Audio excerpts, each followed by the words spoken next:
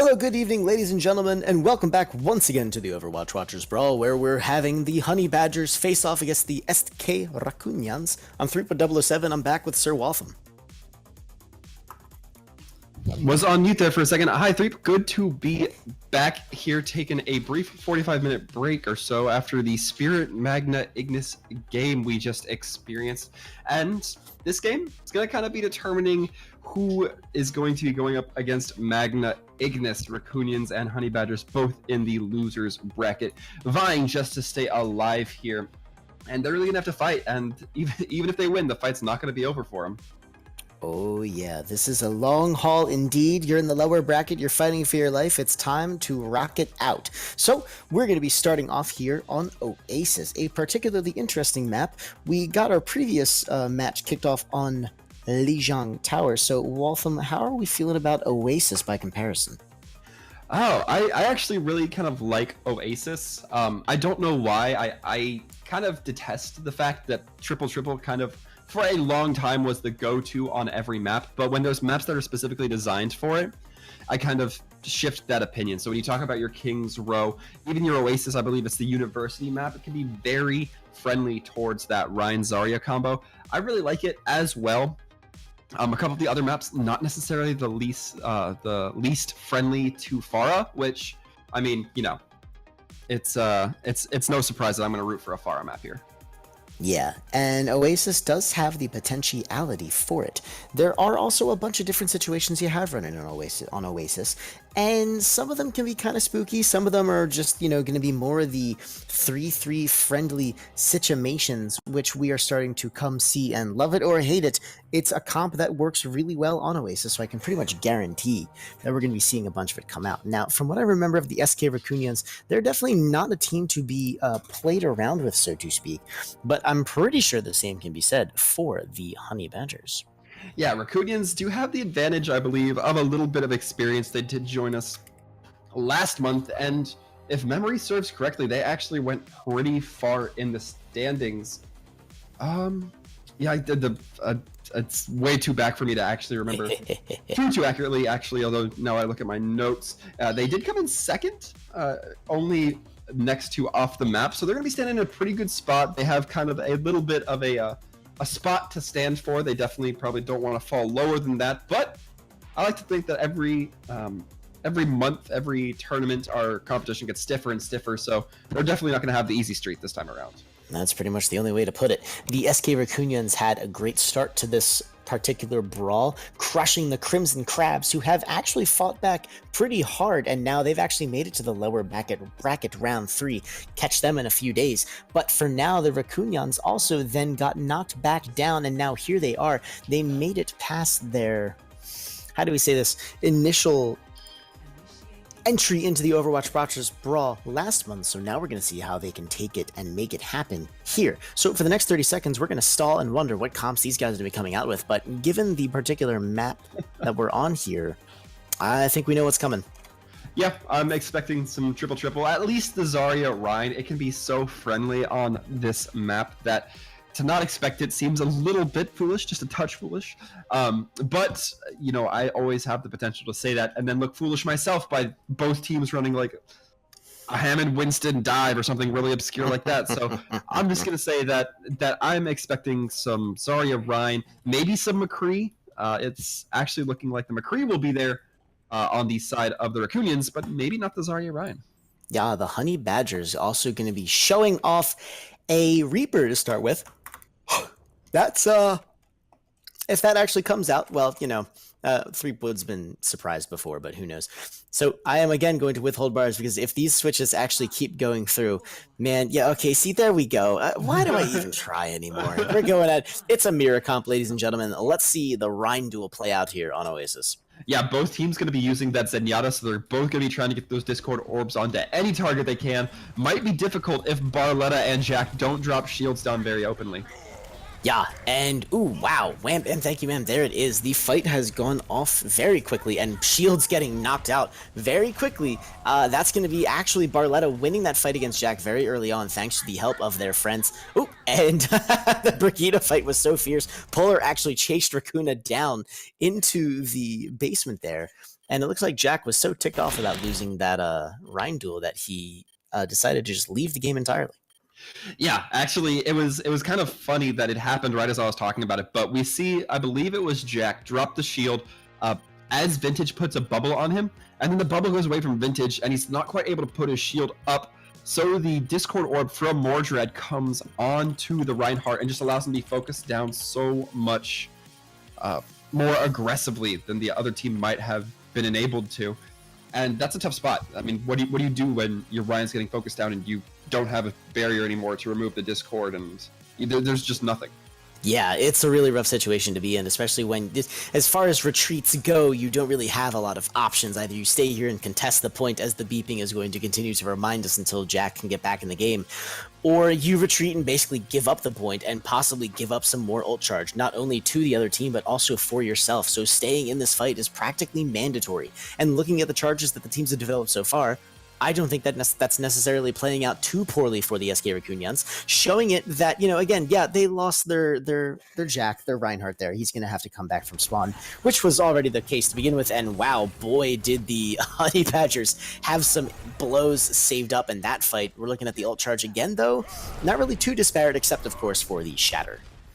Yeah, Jack had quite a bit of charge up. It was just having to disconnect and reconnect. Always going to have those issues. You hate to see it. But, I mean, it's just something that the Rakunyans are going to have to deal with moving forward. They might have to do a couple eco pushes moving forward here. Mordred going to be having this Transcendence. Might be worth saving until Vintage gets that grab up. Yep, Big Oof, and Polar's actually going to start the fight off with that rally, generating some good armor. It's going to be countered, or rather matched by Rakuna. The charges are going out. Barletta and Jack meet in the field. That prompts a Transcendence from Incipient and Mordred together at the same time. Dueling grabs now on the field, of course. Still no kills yet, but Jack actually is going to be the one to fall first. Polar goes down as the trade, but Inferno getting demeched means that this fight's still looking very good for the Honey Badgers, despite Vintage's very large quantities of charge. Yeah, Inferno actually able to rebuild that mech, but not Inferno getting the payout, and that was absolutely crucial. There wasn't a whole lot of contest once Jack kind of got dealt with. Barletta able to get a very big slam that just really opened the pathways for Nocturnal. We're going to see it's going to continue to be the Honey Badgers holding here, although it will be with the ult economy flipping over towards the Rakunyans. Jack and Inferno both going to have theirs up. Maybe they can set up that combo. We'll have to see. It's going to be a little bit, but here comes. Brilliant move. They open with the Diva Bomb. The Shatter comes out to follow. Fantastic play from Inferno, who gets the 2K. That's going to be tough for the Honey Badgers to hold on to. Yeah, it certainly will be. And ult advantage is still going to be a little bit in favor of the Rakunyans. The titular Rakuna going to still be having the rally online as well. Vintage not far off from the grab. Not exactly at high charge though, however, so will not be able to build it up as quickly as they might like. Polar having that rally is also going to be something to keep an eye on in the horizon. Yeah, meanwhile, G-Man's going to have their nice Zarya charge ready to go. They're firing their lasers, and it is good times on the firing range. Both Senatas have their trans up, though, so if Vintage is going to pop theirs out, yes, Mordred is going to commit his to save the fight, and Magnifique is still going to go down, though, and it's not looking super great. Nope, there it is. There's a big trade. Shatter goes out, doesn't catch anyone. Incipient does have to have that trans come out, though. Not when G-Man throws grab, who does now take advantage of that little option there. Diva Bomb goes out, does he get another one? Yes, of course he does. Nocturnal grabs the 2K. Man, these divas have so far been fantastic at communicating with their other tanks. We saw the diva grab, we saw 2 diva shatters, and they were just looking so proficient in utilizing those ult combos. And now the pressure is really going to be on the side of the Rakunyans to get to point. Otherwise, if they don't get there within 5 seconds, they're going to concede it. Yeah, I'm going to argue that these divas might actually be specialists. At the very least, Nocturnal is very well versed and time spent. Oh no, that's huge! Barletta, after taking out Jack, gets booped down into the center. That's as good as your main tank dying for a few seconds. But unfortunately, it looks like the Rakunyans are not going to be able to capitalize on that. Barriers comes out, but it only gets onto 3. Inferno even gets demeched with it. And wow, Incipient is going to be stalling there with the trans. Shatter goes out. Jack is going to spend a quick time on the floor before getting blown to pieces. First round going to the Honey Badgers. Yeah, and a lot of those fights were really kind of decided based off of those diva bombs, and that is the power of those kind of synergies. We haven't seen it a lot lately, but I'm really glad we're starting to see the ult combos come into effect. A lot of times it's just the Zarya grab and the diva bomb, but that can even be a bit tricky if the enemy diva's really on top of it and really capable of eating those grabs. But moving forward, I'm definitely liking this comp we might be seeing come out from the Rakunyans. Jack, we've known them to be a historic, a little bit more favorable towards that Wrecking Ball, that Hammond. So this might be something that they're actually likely to run. The Lucio seems like a weird pick, but it doesn't seem out of order for them just yet. Yep, especially with this particular composition that the Rakunyans are coming out with. We've seen this before from them, the Hammond Mercy and very damagey heavy. Incipient popping out that Soldier 7-6 as well. Jack, however, gets hacked very early, and they're going to go down lickety-split. Nocturnal, though, it seems like the Rakunyans have possibly identified Nocturnal as the player to focus on. Getting very low there, and Racuna actually does take the advantage to grab Magnifique. However, Barletta is going to be finding Milo, and that is not good for the Rakunyans, yet the trades keep coming back in, which seems to be the case with these damage-heavy compositions. However, its man advantage still is going to be held by the Honey Badgers, who once again find Jack with a little bit of the hack there, and they're going to be forcing the Rakunyans off the point.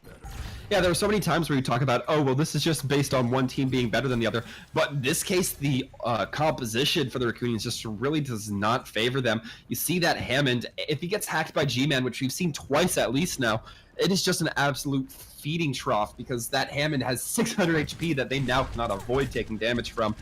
And we're going to see a G-Man almost already having EMP up after 20 seconds of having control of the point.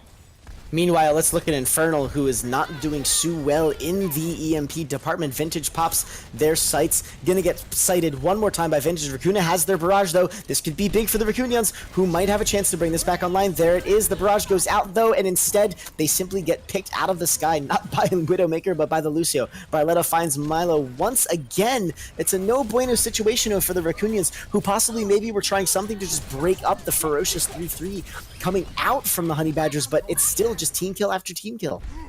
Yeah, and this is going to be very tough for the Rakunyans. They're not going to have any ults online, incipient switching. They're going to be making a lot of swaps here. Jack is the only one who is really super close to those Hammond mines, but now going to be switching on to the Reinhardt. They're going to be going for a little bit more of a ground pound style, but there are a lot of ults to work with on the Honey Badgers. You have to expect that they're going to win the next couple fights before things start to tip for the Rakunyans. Yes, and speaking of a couple of fights, there's really only one or two left on the clock, especially as a gigantic EMP goes down. I think that caught 5. I couldn't really tell, though, because Incipient died so freaking quickly. Jack is going to find Polar there, but I think Polar's going to be able to make it back in time around the same time the rest of the Rakunyans will. Yeah, I don't anticipate that that will be a problem, especially if Mordred going to be doing a little bit of Lucio ferrying. But there's still 3 ults online. We're seeing Nocturnal throwing the Diva Bomb. Not going to find anything. Nothing this time for the Diva Master. Instead, though, another EMP comes out. This time it only grabs Nocturnal, who, yes, that's going to shut down a defense matrix, but that's not going to stop Barletta from ripping to pieces the Chrome Dome Incipient. Racuna also goes down to Nocturnal's fists, who aren't, in fact, hacked during that. They are going to get demeched as a result, but it's not looking good as Jack goes down, Infernal falls, and Barletta just goes on a cleaving spree, ripping apart the enemy, and that's going to be Honey Badgers pretty much without any answer from the Rakunyans. Yeah, I think the Rakunyans probably should have... Jack probably should have switched immediately after getting hacked by that Sombra the first time. That's a very tough spot. G-Man able to build a lot of EMP off of that, and because of that, once the switches finally did come through, the ult economy was just not there for the Rakunyans. They were... the side of the Honey Badgers were able to just take so much advantage of their 3 to 4 ults dominance each fight that it wasn't going to be fair at all. Yeah. And I don't want to say that coming out against what was clearly a very strong composition by the Honey Badgers, proven in the previous round with a strong DPS composition, was a bad idea, but I think the results do speak for themselves. The Rakunyans did not manage to take that control of any point there in that last round at all, and they're going to have to be looking back on their strategy and find, if they want to keep up with those crazy compositions, what's really going to be the one that busts through what clearly is a very solid showing from the Honey Badgers. Yeah, and that's kind of unfortunate for the Rakunyans. Like I've mentioned before, Jack does like, or at least feels very comfortable on that Wrecking Ball, meaning that if the Honey Badgers keep running the Sombra, and to the effect that they're running it, because, I mean, they have Jack's number every time on this, it seems. Jack's either going to have to really try their absolute hardest to play around that, or switch to something else. I think that Jack's also played a pretty decent Winston in the past, at least by my standards. So I don't think that's necessarily an impossibility for them to switch off. I just think that they may not be so anxious to do it on maps they haven't practiced it on. That's a good point. So that, I think, is going to play in pretty heavily into their next map choice here. Not only are they going to pick the map, but they're going to ban a hero. Hollywood has been banned by the Honey Badgers, which is interesting. You figure that would actually be a solid choice for them, but maybe they feel like their ability to bust a bunker maybe isn't what it was just there on Oasis. Instead, though, they are going to be opening up to the Rakunyans to pick literally any other map. Maybe that's a dead giveaway. Maybe that means they really just dislike the hybrid format, in which case Eichenwald is sure going to be a fun one. And we've seen the Rakunyans on that map before. We know that it's not necessarily one of their weaker ones. And Jack has attempted to select Hollywood, but it is not... not permitted. And I think we're understanding, yes, it is a pretty solid choice for them, the hybrid nonsense, but is it going to be enough to get them to pick Eichenwald? Yeah, the Rakunyans I don't think have looked so bad on the Pharah pick. Rakuna, if I remember right, is one of their preferred Pharah players. So Eichenwald, they have a little bit of experience there, but they're not going to be able to pick Hollywood as well. For this round, they're not going to be able to pick Li Jiang or Ilios. So there's, I want to say that a lot of these maps don't have similar looking commonplace compositions, right? So we mentioned Paris last broadcast or last game, that has that absolutely hard bunker style setup. Junkertown, of course, the pirate ship, the Orisa Hog defense and retaliation. Dorado, kind of a little bit of a mixed bag, can have a little bit of a dive style to it a lot of times. Hanamura, very capable to run the Mei. It's probably the most Mei-dependent control map, or assault-style map we'll see. Anubis, a lot of sniping potential on that first point. So overall, I think it's hard to pin down exactly what one team is going to feel most comfortable for. That being said, Rakunyans feeling like Hanamura is going to be their go-to for now. So so now that the Rakunyans have settled in on Hanamura, what's their ban? How can they get around the Honey Badgers 3-3? Do they actually, do they go after the Sombra? I honestly think that the Rakunyans are not going to want to play around that choke. I think that they're going to try to use Jack, as well as some sniping. I believe it's Infernal who does the sniping. I've been out of the Rakunyan loop for too long to know off the top of my head. But they're going to want to probably try to bowl through that with the Wrecking Ball, if memory serves. So they may try to get rid of the Sombra. That is, if Honey Badgers don't save it. I would tend to be pessimistic that the Honey Badgers have done a whole lot of research on the Rakunyans, however, just because, you usually don't see a whole lot of research come through until we have more VODs from the teams, all that kind of stuff starts to come through. So yeah, there you go. The Honey Badgers are not only going to elect to start on defense and staying on the same side, they're going to make sure that they have that Lucio. Now again, mind games are real, but based on what we've seen from the Honey Badgers so far, in there's 2 rounds of Oasis, they did in fact pick Lucio every single time, and who can blame them? It seems to be a very strong composition for them to focus around. So, with that being said, how do the SK Rakunyans respond? There's a number of heroes that you could potentially pick that could take away a lot from the 3-3, but on Hanamura, there's a lot that you can substitute with. No Rhine means a Winston. No Diva means, maybe a Hog and a Orisa. There it is. I knew it. They banned the Sombra. Yeah, and that now means to me that what Rakunyans are probably going to have to worry about most is going to be if there's a bunker composition. Hammond does not have a lot of damage mitigation, meaning that a Bastion, if it's able to get a nice solid bead, will absolutely destroy them. Because we talk about Rakunyans when they run that Hammond, they typically run it in a more DPS-focused comp, usually 4 or 3 DPS with a couple supports on top of the Hammond. If there's nothing to block that damage, and Hanamura is not the most uncommon map to see the bunker come onto, so I think that might be something they have to kind of move forward with the knowledge of. Yeah, 100% agree. Especially since the Sombra's no longer an option, it might not be in Honey Badger's best interest to try to counter the composition that way if they expect the Rakunyans to run it, which Rakunyans going to be going first on attack, so we'll see.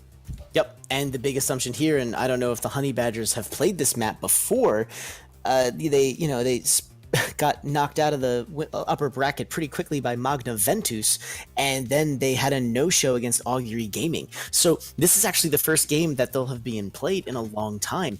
There's probably not a lot of VODs to work with, even though the Magna Ventus game did go the full 5 matches. That being said, Maybe this is when the Honey Badgers break out the double snipers. Ooh. I did it! Yes, I did it! 3 minute is the proper call. It's a first for the Overwatch Watchers Brawl history. Wow, so there it is. Wham bam, thank you ma'am. The Widow and the Hanzo comes out complete with all the elements of a Season 1 Overwatch Stage 1 dive. How fascinating. And that's going to go right into, or rather the Rakunyans are going to be slamming into that with, if this stays, what I want to say for them, fairly customary Symmetra-oriented attack. Yeah, and again, the sim, not something that was unexpected. We see a lot of times the offensive team will just try to get up into the choke, teleport right on the point, and then set up a defensive hold there. A lot of sniping power is going to make that really hard to peek into the choke, however. Yeah, the G-Man and Polar crossfire action is real. Polar setting up right dead center, G-Man getting that Mercy boost. So I think that's a pretty solid stake on who's going to be getting the big kills here. G-Man probably going to be more consistent on that Widow accuracy. And wow, actually look at this. The Rakunyans have seen what they're going up against, and instead of taking 30 seconds on attack, they make a full switch onto a 3-3. And I can't say I disagree with this. Jack going on to the Winston, as I mentioned, not exactly an uncomfortable hero for this player, as well going to be able to handle the snipers loads better with that Diva cover. Winston looking very low, very, very low. Does he get taken down? The answer is no. Somehow, they actually get him out of there. And while G-Man was taking the time to... Whoa, never mind. Incipient goes down, and Fertile gets DMAC to join Nocturnal, also in the Baby Diva mode. G-Man doing some serious work with that Widowmaker, but not able to get any more kills than that. It looks like they're going to get taken down very quickly, and while Magnifique was resurrecting Barletta, everyone else on the Honey Badgers was getting buried. Yeah, the Rakunyans looking very good. They took a little bit of time, but that's one of those instances where you take the time to really make it pay off. They thought about what their comp was going to be. They decided, all right, the 4 DPS composition was not going to break it here. So we will go with something dive. We will put pressure on Polar. We'll put pressure on the snipers, and we'll really make them have to work for this bread. And they certainly did. And the only downside is that they're not going to have a whole lot of ults to kind of snowball with here onto the second point. Yep. And Incipient is going to have the laser beams. Wow, they're going to pop that out very quickly. Jack possibly going to be going right into his prime, although that is going to be going right up against Barletta. Racuna is going to get rallied, drops it again immediately. Vintage also has Grav. Let's see how quickly that one comes out. But Nocturnal's dropped one of their big bombs. This time, though, they toss it up way too high in the sky, and it's not going to grab anything. Rakunyans looking fantastic as barriers gets dropped onto everyone. Infernal even throws out a Diva bomb of their own. It also gets no one, but with a tick just about to come into the play, and way too many kills for the Rakunyans, it's not looking good for the Honey Badgers, who are going to be surrendering possibly even a second tick to this push and maybe the whole point. Yeah, it's going to be Mordred popping that Transcendence just to get on the point for a brief moment more. Oh, wow, Infernal even gets the kill into Magnifique. This defense spawn advantage is real, but the Rakunyans are rising to the occasion with a kill rate of way too many per minute. Infernal almost even building to another Diva Bomb before this ends. Barletta switches to the Rhine to get a nice big shield onto the point. Polar, however, the last remaining standing. And there it is! Holy moly, did the Rakunyans come back, slamming it from that initial loss. Yeah, and again, I said it before and I'll say it again. The Rakunyans took a long time to set up. But once they did, they were going like a freight train moving forward. They did not let anything stop them. The dive came through on the first point, and it was looking a little rough. There was a lot of trades going through on both sides. They eventually clinch it out. Once they do, they just erupt onto that second point, and they build up the ultimates that they need. All right, I was talking about how they didn't have a lot of ultimates going forward. Did not seem to shake them. Jack able to build up that primal just in the nick of time, able to get that damage mitigation or that damage pull onto them. It was crucial. It's a magnificent play overall coming through from the Rakunyans, if I do say so. Yeah, and I think a 5-minute 14 successful Hanamura offense definitely speaks for itself there. The speed at which, and again, you called it real early on, them switching onto that 3-3 to counter that damage-heavy double sniper dive, I think is exactly what the doctor ordered. The Honey Badgers probably came out with that thinking that they were going to see more of that second round of Oasis, and the ability of the Rakunyans to switch possibly to a comp that maybe they weren't too comfy with, but still certainly effective on, really made it happen. Meanwhile, however, oh boy, Rakunyans now they're coming out with a little bit more of that Rakunyan style. Yeah, and this is kind of what I like to see. We talk about how these characters can kind of set up and interact here. Jack and Vintage going to be able to have some very solid synergy as well. Milo going to have that Baptiste Immortality field. Racuna, fortunately, it looks like at a first glance, Honey Badger's not going to have too much to deal with them. Polar might be swapping, and in fact, they are. Wow, yeah, that was pretty quick. They are immediately going to be jumping back in there. Barletta still sticking on the Hammond. Let's see how this one goes. A dive might again be just what the doctor ordered in reverse. Yeah, G-Man back even on the Widowmaker. It's, ooh. It's a little bit of the Rakunyans' very own composition. Nocturnal ducking onto that Soldier 76 even. Yeah, there is not going to be a Sombra now to deal with the Wrecking Ball, but Barletta's really going to have to get in close to even make it a relevant point. Woof. So, wow. Polar goes down very quickly, the res is real, and then Vintage just, makes it known, like, no, seriously, die. Magnifique, though, they are gonna find Vintage, and the Bastion going down. Incipient's gotta res that before it's too late. And they get it, and even then, Racuna even finds Mordred. Barletta's gonna grab Milo, but this defense from the Rakunyans is just so bloody strong.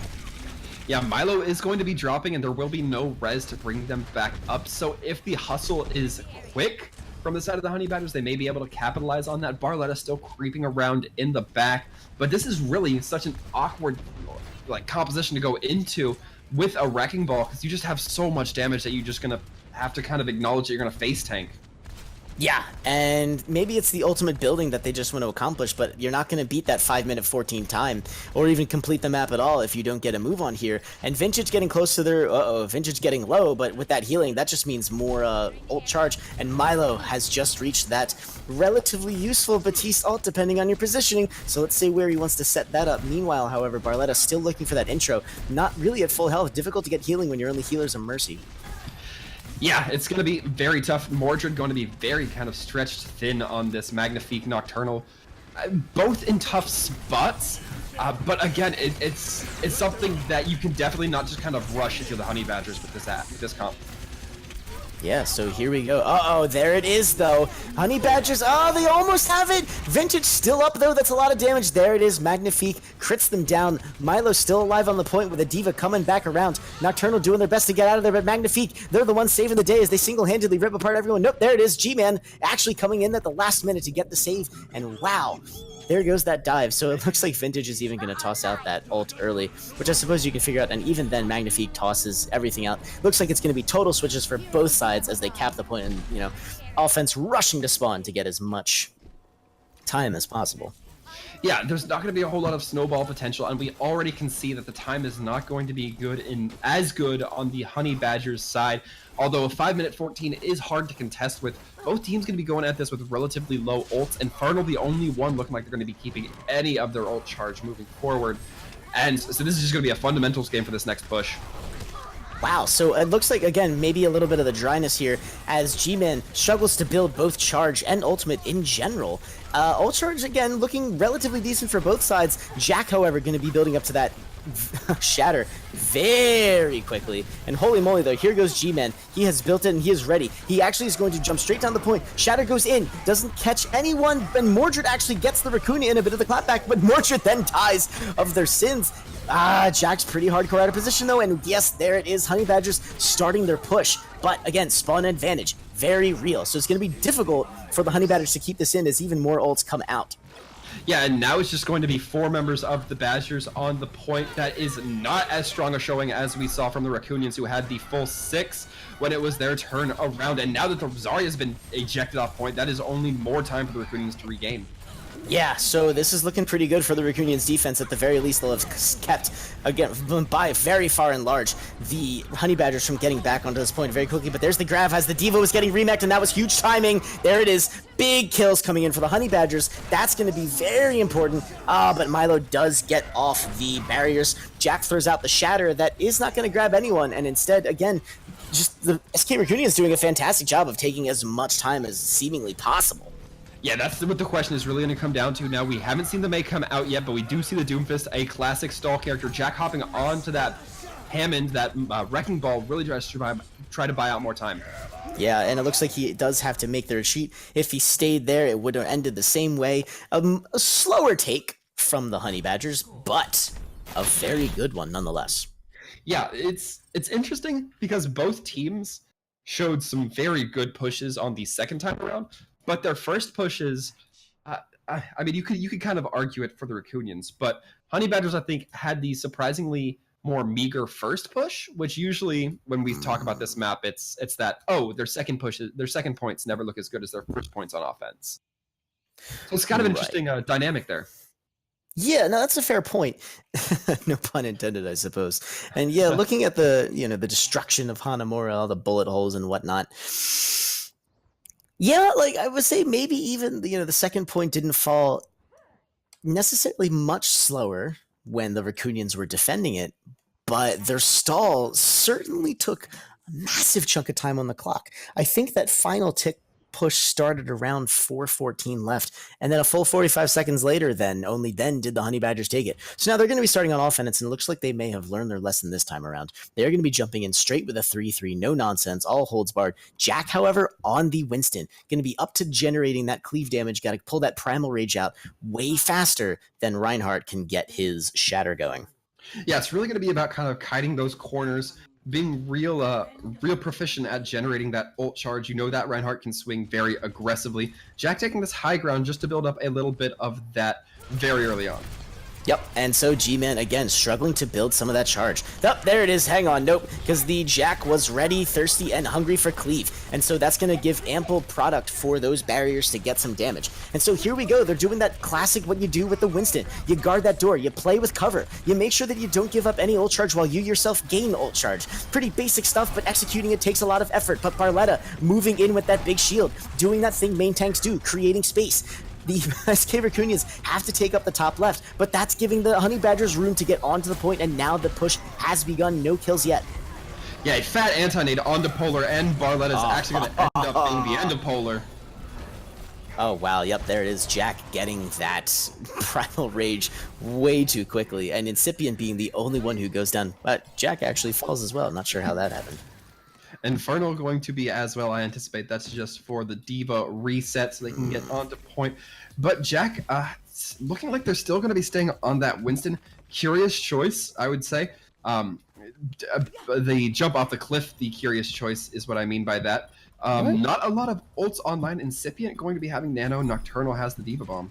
What even just happened here? The full reset that came back from the Rakunyans seemed almost completely unnecessary. They give up an entire tick of the point, and the Shatter now goes down onto Milo. They have the Discord, so there's no way they're going to be getting up from that. And kills now coming in massively for the Honey Badgers, who have a huge man advantage. Yeah, a big fat anti-nade from Incipient that's massive, and Infernal actually is the one who gets traded off for it.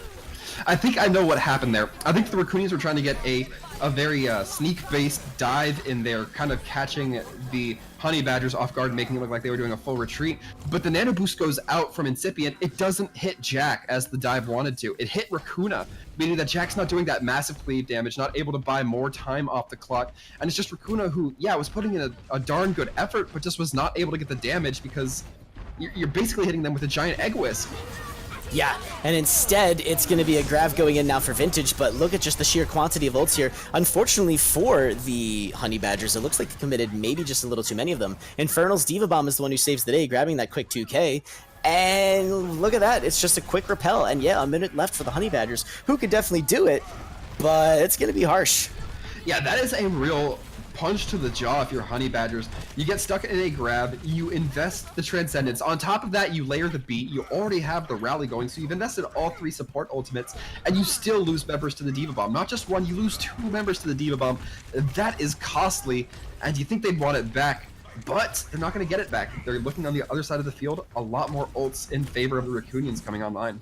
Yes, now G-Man and Nocturnal are going to have to be the stars of the show here. This combo needs to go off if they're going to have any chance of overcoming that spawn disadvantage. And it's never going to happen! Infernal eats the Grav! Yeah, massive plays coming through from Infernal. The Diva Bomb might be the only thing to save. Ooh, lots of damage though coming in. Barletta does go down, but let's see if the Honey Badgers can get the trade. They don't, and unbelievable. It looks like they were, G-Man was just about to make it happen. Instead, the Honey Badgers completely fall apart with 2 defensive ults coming online, going up in the face of a Grav, a Bomb, a Trans, you know, the works. 20 seconds, that's going to be a tough push. Yeah, and that's absolutely going to hurt given how long Nocturnal took to get off the map. They are not going to be able to have a full push this time around. They will have to deal with the Diva Bomb, and pretty soon a grab. Vintage going to be pretty charged up as we spoke about. So a lot of ults online for the Rakunyans, similar numbers online for the Honey Badgers. Yep, there goes the grab. Polar's got the rally out. Mordred has a chance to keep everyone alive, but Inferno takes G-Man, and that's such a huge source of damage, and Polar goes down really quickly. I don't think the Honey Badgers have a shot at taking this one as Jack swings that hammer with gleeful abandon. Magnifique gets pushed off. Overtime ticks down, and a successful point B defense. Yeah, the team kill gong will be sounding, letting us know that round 3 is complete. No ticks going to be taken onto the side of the Honey Badgers, meaning that the Rakunyans' job here is pretty cut and dry. They just have to make 1 tick on the second point within their time allotted, which right now is standing at 5 minutes and 14, but that might change based on how long, it will change based on how long they have to get through first point. Yes, and with the defense that was previously demonstrated by the Honey Badgers, evidence would suggest that the Rakunyans are going to make pretty short work of this. However, knowing that they have to last for 5 minutes, maybe the Honey Badgers shifted up a little. Maybe given how good and solid that was, maybe they called out with something different. That's actually not going to be the case, except for a Polar switch onto a Junkrat, which, as we saw previously on Anubis in our previous match, this might be the grenade that makes it happen. Yeah, I imagine that the Rakunyans are going to be wise enough to do a little bit of scouting again, considering how well it worked for them the first time around. The dives are, again, going to have to be clean. It cannot just be a, oh, well, we did good on the first time, it'll automatically happen again this time. No, Jack is going to have to work with Infernal to really get those Diva and Winston coordinations together, or even the Diva and Hammond if they choose to go with it. Rakuna on this hog gives me a little bit of hope that they might be trying to, what I call old school displace the Bastion, but it's not going to stick around. And that could have been super huge, displacing that shield, getting the hook off. That's major. Instead, though, G-Man's Bastion, it's going to be laying those bullets down right down the minute, and so let us see there. Oh, wow, yeah, no, the switch comes in really quickly. It's Vintage back on the Pharah with Rakuna actually deciding to play the Genji. Yeah, oh, wow. This is going to be very kind of risky from the Rakunyans. Not a lot of cover for these DPS. Of course, Genji not too bad at mitigating some of the damage coming through from Bastion, but we will have to see how Rakuna chalks up to the task. Yeah, so again, feeding the Hammond into the line like that can be a little tricksy. It's a lot of damage, but there it is. The dive works for displacing Bumper. Rakuna grabs Mordred, but G-Man takes Rakuna down, but no heals means no good times, but G-Man, he heals himself, and Vintage goes down. Huge damage sources behind. Incipient falls as well, and Jack goes down, but not before building right up to those delicious mines, and Hanzo on the Inferno doing their very best. They're going to pass out, but again, they've got those dragons ready to go. Lots of good solid ults for the Rakunyans, but a good solid defense coming out from the Honey Badgers. Yeah, and you hate to see it if you're the Rakunyans. You get the first kill onto that Mercy. Mordred gets pressured out and focused down. Genji cleans up, but then the kills are just not there. Magnifique is ready. Johnny on the spot with that immortality field. And Inferno's going to have these dragons, so there's going to be a little bit of a displacement here. We're just going to have to see how it changes up. Speaking of that grenade that makes the magic happen, Jack goes down before he even has a chance to let those mines fly free. So that's going to give everyone a little bit more time to get their ults online. Vintage actually also switching over to a Junkrat to join the Festival of Grenadiers. And yeah, that's going to be a good solid job of getting that shield down. And with no Zarya to absorb that charge, Arisa's pretty much her only shot. The dragons go in, they break up the Buster, everyone's forced to flee. Jack actually get the grenades with 2! Wow. Polar Magnifique go down to the dragons. Angry Japanese means run for cover, but they didn't get the message that time around. Yeah, and it's looking like Nocturnal going to be the only one on point, not going to be able to hold it. And right now, we can probably safely say that the Rakunyans just looking like they're going to be at least drawing Hanamura here, which will be good for them. But it's really going to be about how they carry into this next fight. Milo going to almost be having that nano boost up, probably looking to pair it with Rakuna if they choose to continue on with the Genji Ana. Questionable though, it's a lot of investment into a push if it does not go their way. Yeah, so here we go. Let's see what makes the magic happen. Nocturnal, Polar, and Magnifique all going to have their ultimates ready. And I'm going to go with Magnifique's ult plus Polar's grenades makes for bad times friend ahead for the SK Rakunyans. But they had 3.5 minutes to make this happen, so Polar's actually going to open it with the tire. Let's see what he can grab with this one. He doesn't get anything. Vintage actually gets rid of it. Lickety split before nothing can happen. Nocturnal also takes down Jack, though. So a little bit of the stilting already for the Rakunyans, but they've got quite the combos coming online.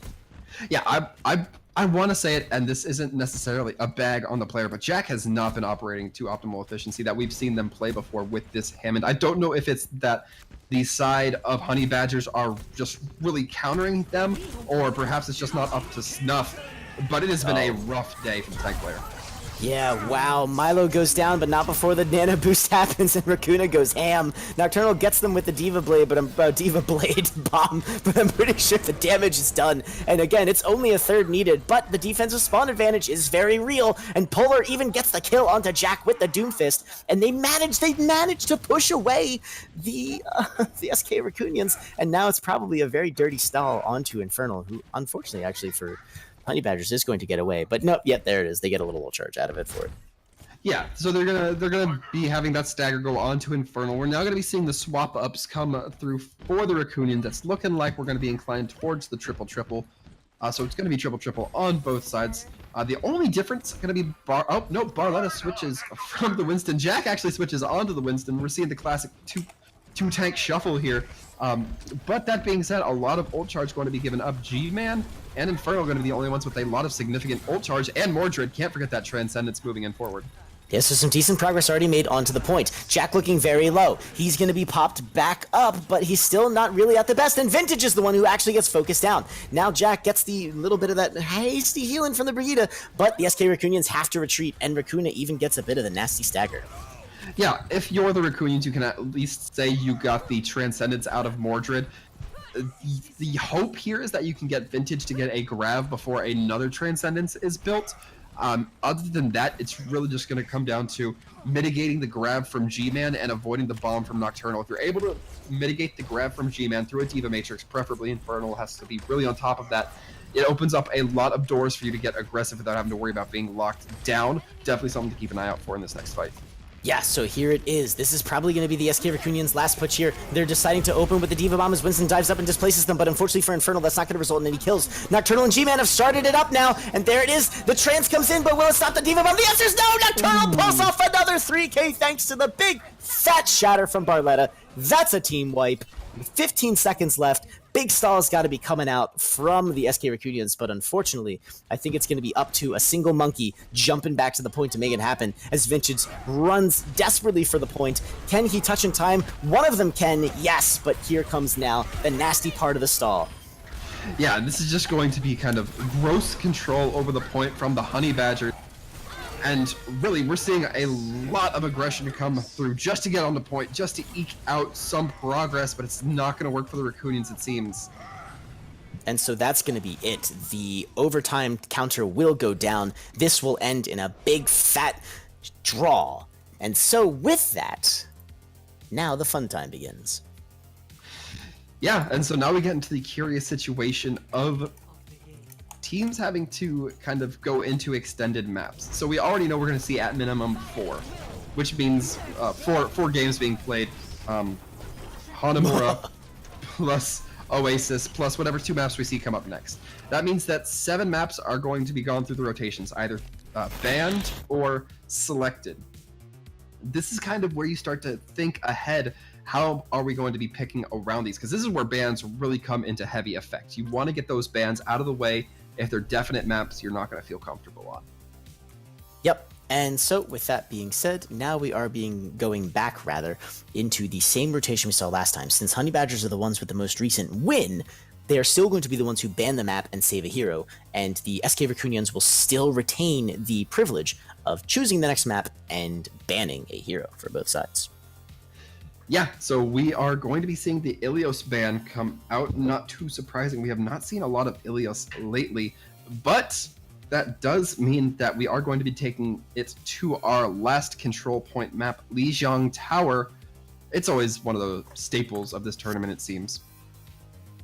And so, yeah, and the SK Rakunyans are also electing to make sure that they meant it to be known that they are going to be attacking Lijiang Tower, which we all know is pretty moot. We've discussed before that, maybe sometimes some people like different sides of the map, but hey, all is symmetrical in Overwatch and Control. So, speaking of that Ilios thing, though, if I were the Honey Badgers and I was playing up against the SK Rakunyans, who have started to turn the tables, maybe a map that includes a potentially really excellent sniper rotation might not necessarily be what I would want to go up against. Yeah, you don't want to give Rakunyans the maps where they can run a lot of DPS. And we've seen that... Okay, well, first of all, Jack plays a Roadhog, if I remember right, as well. A pretty decent Roadhog. Meaning that has some threats. Also, Ruins has a lot of long sightlines that kind of tend to favor the DPS style compositions if you're running them. I think you're going to want to keep that away from the Rakunyans as well. So really, if you're going to get rid of one of the control points, it definitely makes sense that Ilios is going to be your go-to. The 3-3 always looks a little bit stronger on Lijiang, particularly on that command center. I love talking about it. The Mei, always a potentiality here.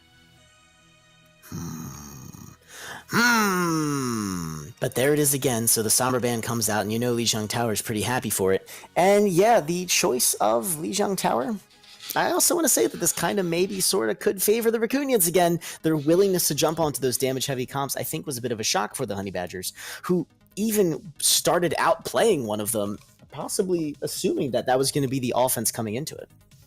Yeah, that is certainly not surprising, not an impossibility, as it were. We're about to see our first map come online here. Very excited to see that it is going to be Command Center. So again, we have that massive potential for the Mei walls, the ground pound Zarya Ryan style that I tend to favor so much. That being said, that's kind of where the Rakunyans not going to be looking so dominant. I talked about Jack having a very strong, taking a very strong Wrecking Ball as well as a Winston. Not looking so strong on the Reinhardt, however. It looks like we will have a brief send back to the lobby as we get some heroes resolved. Seems like we had something go slightly awry, which means we will now be starting on Night Market. So, what do you think about this one, 3? Well, if there was going to be a map that came out quickly for the SK Rakunyans possibly being able to strut some of their crazier stuff, this is going to be the map for it to happen on. I'm talking Pharahs, I'm talking maybe even Maze, maybe even Reapers. I don't even know, maybe even a Widowmaker. It's not unheard of, especially for the Night Market. There's some pretty tasty sightlines. And that being said, though, maybe the SK Rakunyans want to play it safe. Maybe they're still banking on that mind game, and the Honey Badgers come out with a 1 tank, 1 medic, only to come face slam, smack, damn, wham, bam, thank you, ma'am, into that 3-3 nastiness. Yeah, no doubt. This is definitely an area where you can say that there has a large potential for them to feel comfortable on that Wrecking Ball. Although, we've talked about it before, Jack always feels comfortable on that Wrecking Ball, it seems. But this is interesting. This is a map that can kind of really work with Wrecking Ball. But Honey Badger is definitely a team that can work against Wrecking Ball. Infernal, not sure if the Torb pick is going to be sticking. Would kind of be a personal favorite. If so, pause coming through. It's going to actually be on the side of the Honey Badgers. I don't know what the pause is about. It doesn't look like there's any disconnects.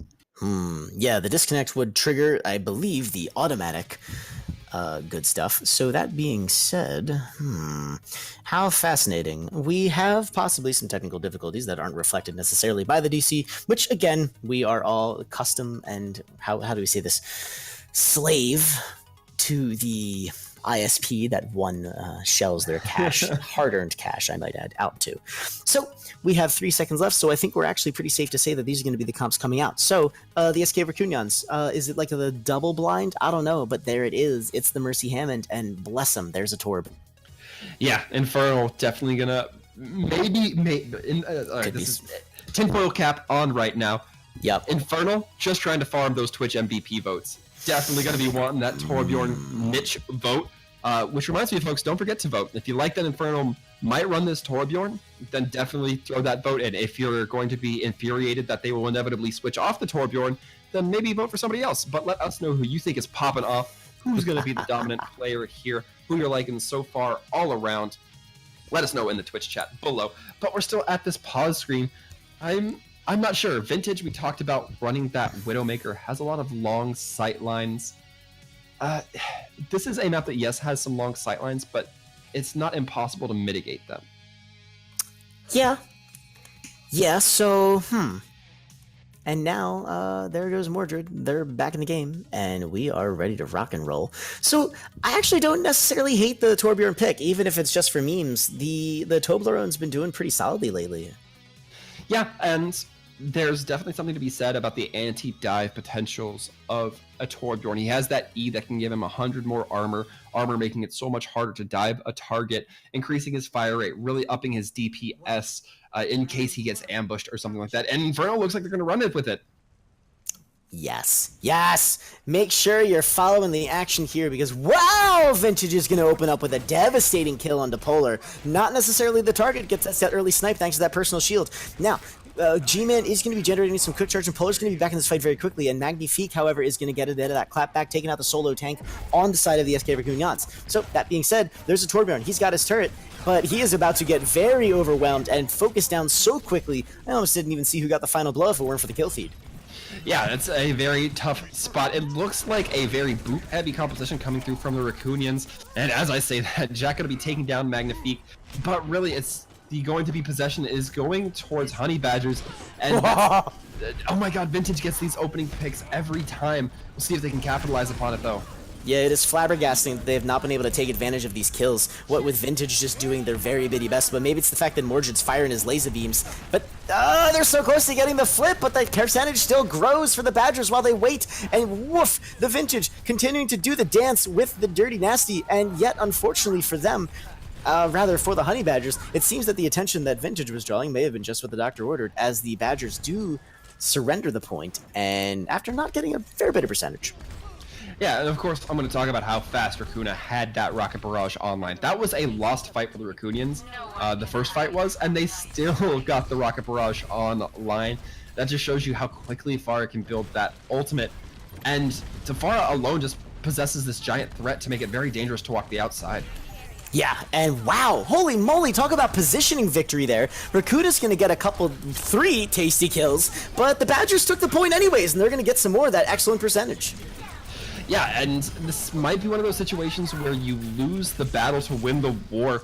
It's going to, yes, eventually be going in the way of the Rakunyans, but Honey Badgers, oh my goodness, Vintage, lay off of Polar for just a moment. Wow, headshot after headshot. That Brigida's head must have a freaking permanent infrasight beacon on it. And oof, there goes Magnifique on a little bit of that good stall action. And now Rakuna takes to the skies to make it known that they are going to be the one raining the justice down. It's looking pretty good for the Rakunyans despite their lack of percentage. Yeah, Vintage heard me talking about the MVP vote, definitely wants to earn that shiny medal. But right now, a lot of ults online for both sides. Dive going to be coming through, however, Vintage going to be getting out of the way in time. There is no end to Nocturnal's murderous ways! Another 2K grabbing one of the most important characters in that composition. Infernal, however, claps back immediately. Yeah, wow, the kills are going back and forth here. It's still looking like the possession is going to maintain for the side of the Rakunyans. As reinforcements are going to start to come in, that will be a withdrawal. And really, the ults coming through here are going to be very interesting to see. We're going to see G-Man with a grab, Magnifique with that sound barrier. Vintage has the scouting. Vintage now knows, and team now knows where all of Honey Badgers is. Milo also going to be having that sound barrier. Going to have to see how these teams really play. There's not a lot of synergy here. Yeah, keep an eye on Vintage. Polar is in their sights, and wow, Honey Badgers again! They go ripping onto the point. Barriers dropping, Infernal going down. The barriers, again, gonna come out, but not before G-Man gets the D-Mech, and also the grab is in. Polar this time lives long enough to get Milo out. G-Man picks up the rest of the Infernal kill. Rakuna gonna be holding on to whatever good stuff that they had long enough to get the point, and now Vintage is gonna get a bit of the chase down. Looks like they're gonna do their best to get away, but unfortunately Polar, I think they had a little bit of that revenge in mind. Yeah, Rakunyans going to be in a not too uncomfortable spot here. They have to just win one fight in order to take this point. They're going to be feeling pretty comfortable about that, but they do not want to let this fight go on for too long. Otherwise, Honey Badger's going to be having ults online very shortly. Yeah, and that being said, a huge switch is going to be coming in. I don't know what their disappointment was in that particular composition, but those bombs could have been a huge usage. Instead, it's the Reinhardt now going to be doing their best for a Racuna barrage. As the lasers go in, Racuna looking low, they're getting focused down, and there's the barrage coming in, and it doesn't get anything. Mordred, the beams, they get the incipient, and Nocturnal even gets Racuna at the end. Jack is going to be pushing G-Man off the map, but Barletta's going primal nuts, and they are going to finish off Jack. This is looking amazing for the Honey Badgers. Yeah, and what was looking like a one-fight favorable win for either side, now going to be going in favor, it seems, of the side of the Honey Badgers. As soon as the cleanup comes through here, Milo and team going to be accompanied in short order. It will be the kills going through for the Honey Badgers, but man, this stall is really coming through. We've seen it before from the Rakunyans. Their ability to stall is seemingly parallel to none, with the coordination required for heroes entering in and out, in and out. And honestly, like, Vintage ain't doing so bad. It's a situation that you can definitely capitalize on if you get a kill for your team. Instead, though, the presence of the Honey Badgers is just too entrenched on this point, and every second we spend in overtime means that it goes down even faster. Man, these guys are tenacious! Yeah, and it is after what feels like 30 seconds going to be finally ticking down in favor of the Honey Badgers. And that was going back in. I honestly couldn't say what the Rakunyans made the right call in swapping with all those ults in their pockets. I understand why they did, but it's just one of those tough. It was one of those tough situations where do you give up what you know you have for something that you think might work better? They're thinking that the Torbjorn might work better on this map as well. Racuna, of course, going to be hopping on to the Pharah. What do you think, your three? This is the comp that did so well for them on that first point. It wasn't until they switched that they had very, very decisive loss. Rakuna's barrage getting completely eaten by Nocturnal was not the way you wanted that to go. Booping that one around with the Hammered may have been just what the Doctor ordered. So let's see if they can hold on to it long enough to get the dominance that they need. Meanwhile, though, G-Man going to be sitting on that McCree. I think we know exactly why he picked that particular hero. Yeah, Racuna going to have to be very careful here. However, Racuna already getting a ton of ult charge based off of these rocket blasts. Yeah, they're insane with these hits. They're just getting as much density as possible. Point's not even unlocked yet, and they're probably going to have a barrage just in time to make a deciding action on it. But instead, however, the Rakunyans are just getting wiped out here. Jack is going to grab a kill into Magnifique, but the Rakunyans are in full retreat. Yeah, and Racuna bringing out the rocket barrage, kind of punishing Barletta for being that far up, but that was a heavy investment just to punish one person, and Barletta not even going to be that far out of spawn. Oh, it seems like Racuna was just using it to get the kill, going to be switching on to the Brig. So a lot of ults going to be dropped on the side of Rakunyans. Mordred having that coalescence up. G-Man as well having the Deadeye. May not be able to use it to optimal effect if Jack keeps the shield up. We'll just have to see. So now it's an interesting situation. You have the shield, you have the defense matrix, but is it going to happen? Can he pull it off? Can he get anything? No, it's one of the greatest zoning Deadeyes known to man. It keeps them all locked up in that room. That's presence percentage that the Honey Badgers are going to get to enjoy. I don't know if G-Man will be sticking on this pick as the fight goes on, but for right now, they're certainly getting their job's duty, putting Jack down to almost nothing, and building up to that next Deadeye, which even as the zoning ult does its job very well. No kills yet coming out from either side, but there wasn't enough left in the bank, but that is going to be enough to get down Jack. Magnifique goes down, but the trade is real. Losing your main tank is not good, and that is going to be bad for the Rakunyans. It is the nail that starts the death of the coffin, so to speak. Yeah, the Rakunyans going to be walking away with that, however, with quite a few ults in the bank. They're going to have Ryan, they're going to have Diva, they're going to have Transcendence as well as Sound Barrier, versus basically what is a Sound Barrier, High Noon, and Diva Bomb. You can't expect the High Noon to really get a whole lot, maybe a sneaky kill onto one or two members, but really the ults are looking heavily in favor of the Rakunyans in terms of utility. Yeah, it's one of those situations where you actually combo the Diva Bomb with the High Noon. You can see a lot of use coming out of that. Instead, though, the Diva Bomb's going to come down, get the big shatter, and that is going to be another 2 for Infernal, who definitely does a solid job there. Diva goes charging in, but it's too little! And Jack is going to go down, but the rest of the Honey Badgers are going to get utterly slaughtered here. And still a lot of ults being held by the Rakunyans, putting them in a very good position to hold this point. Yeah, it will be the 0 to 99 situation here, though. Rakunyans going to have a perfect hold, meaning that they're not going to be able to give up a single tick. Luckily, they did keep a couple of support ults in the bank for this exact situation. Vintage also going to be having grab online soon, means that lockdown will be a little bit more achievable than otherwise. But we're just going to have to see. And so Vintage again begins the job of doing their duty as the Zarya. The Diva Bomb goes out from Nocturnal. This one's not going to do the duty it needed to. Mordred is going to be taken down by Vintage, who's not showing a lot of charge, but definitely has the target focus to make it happen. Rakunya takes out their opposite on Polar. Inferno is going to get the DMech, and it's looking very good for the Rakunyans. That's a no-ult defense. Very important at this stage in the game. Yeah, G-Man trying very dangerously to get out of there with charge. Not going to be able to make it. Not only is that stall, but that is lost damage, meaning that G-Man going to be on an even slower path to build that ult. And right now we're about halfway for the Rakunyans to get that progress tick. And still, no ults invested from them. It's just maybe a sound barrier, if I remember right. Vintage going to be getting that grab online, meaning that there's a lot of potential here for the Rakunyans to have some very decent holds moving forward. Yeah, Rakunyans, if they can continue to avoid taking these ults out, but Rakunya going down, that's super bad. And there's the Shatter committal. No one goes down. Oh, no, there it is. Magnifique gets the fall. So that's one support from each side getting taken out. And wow, boy, did that graph get fruition. Barletta is going to commit the primal to this, though. Mordred, however, now they've got their trans. Incipient also has theirs for the impending G-Man grab, which they are going to be having to pull out in this fight if they're going to have that point retake. Yeah, funny thing, Jack actually got saved by a boop there, charged into the Graviton, was about to go off the edge, but got booped by, I think it was Magnifique, and ended up running the Brigitte into the wall, meaning that Jack's life was saved, the Brigitte's was ended, and Diva Bomb and Transcendence still up. Jack gonna have another hammer, I imagine. Diva Bomb goes out and one boop to another. That's going to be bad times, but Inferno, they actually die after having sent that out. The Shatter goes in and grabs Barletta. Grab has to come out to keep them alive. The Fire Strike is in, but it doesn't get enough done. And Incipient is going absolutely crazy. And this time, though, Nocturnal's going to pop it out, but it's the overtime fight. And that means whoever stays wins, and this is a true King of the Hill brawl. But Vintage has way too much charge for it to be a solid, fair fight. Yeah, Vintage getting that grab, locking down that Lucio and Brig, really going to be crucial there. Just not going to be able to do much onto the side of the Honey Badgers. We have a tied game here on Li Zhang. So here it is. Is this the start of the Rakunyans' comeback, or are the Honey Badgers going to put it into match point territory for themselves? This map going to be the deciding factor. Now, right now, I'm not seeing any Maze coming out from either side. Looks like they want to make sure that they keep this fight strictly on the norm. They're going to play that comp that does oh so well on this particular situation.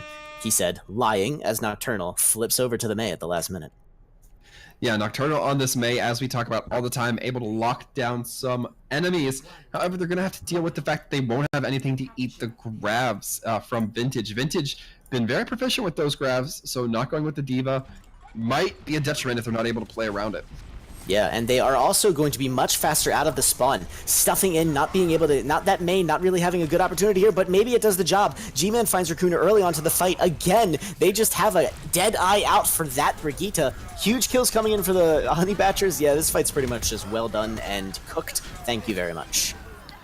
Yeah, and right out of the gate, we saw Nocturnal put up that wall. It sectioned off Rakunya, who just got focused down, couldn't back up, couldn't receive any auxiliary healing. You get absolutely punished for it. And again, the section coming off, going to be breaking down Jack this time around, who is going to be having an Earth Shatter up online soon, but it's not looking like it's going to be enough. This choke being held really tightly by the Honey Badgers. Yep, with a dueling Shatter situation, and oh no, the Rakunyans, they looked like they were considering that right side push, but that may have just been an attempt to get them a little better positioning. Instead, it's the Mei wall that comes up, but no one gets trapped in front of it. Big Shatter goes down, or should I say Tiny Shatter, grabs Nocturnal, but the trans is there to bring everyone back up. Barletta's Shatter grabs too, and that's going to be the charge kill going into Vintage. Incipient has that trans, they are cleverly going to be holding off on it, he said, again, lying. I don't know if that's the best situation to drop that in. Polar's going to be bringing up that rally. The stun, rather the double charge goes in. G-Man, both Reinhardt's down. That grab now going to be the province of everyone, but Nocturnal instead drops that Blizzard out, and in this cluster of a fight, the Honey Badgers will hold. Yeah, this got really scrimmy, and when you talk about really scrimmy, when you start talking about 1v1s, Mei starts better and better. And Nocturnal kind of showing it there. When you have a target who is frozen versus a Mei who is not, the Mei's probably going to win. And now we see that the ults start flipping in favor of the Honey Badgers. The grab going to be online, the sound barrier, as well the Earth Shatter and Transcendence up soon. Not too similar on the side of the Rakunyans. Yeah, we're seeing this in like almost the identical situation. Dueling Shatters, maybe some other stuff in reserve, but wow, did the Honey Badgers just click. 2 defensive ults coming now online. A grab for them. Incipient has the trans slowly coming, and there it is. The Rakunyans taking a very risky route through. Incipient falls. It's just such a long path to take. They almost have no choice just to get out of here. Shatter comes in, grabs no one. Shatter comes in, grabs no one again. Barriers though. Incipient falling very quickly. They're back online. Will they get that trans back in time? Instead, it's Barriers. Jack goes down. Infernal gets frozen. He's demeched. Rakuna again gonna get killed. This time though by Mordred. Honey Badgers dominance declared. No way can Incipient get back on here to do anything other than a trans. He can't even get back on as the boops keep him away. Yeah, that is just... I mean, I want to say that that was largely in part because of the May, but I honestly think it was. I think that that was just a very dominant. It did not seem like the Honey Badgers gave the Rakunyans an opportunity to really get collected. Yes, we did not see a lot of that classic Mei play that you would typically associate with the wall capturing action. Instead, you just saw Mei creating the target focus opportunity that, that a Zenyatta can create, but this time with the freeze. And when you freeze a diva, or rather freeze a target other than a diva, the defense matrix is there to help. You freeze the diva, man, if your Reinhardt's out of position, that's just not good times. So there it is, Honey Badgers 2-0, match point. We're still back in the arena where the SK Rakunyans control their fate. Yeah, and as a reminder to those, we did see 1 draw earlier, meaning that the Rakunyans are going to have to win 2 and then take it to a tiebreaker map, I believe, on Busan. So even it's going to have to be basically a perfect reverse sweep from the Rakunyans, and I've seen them. I know the Rakunyans can do it. They're just gonna have to tighten down quite a bit.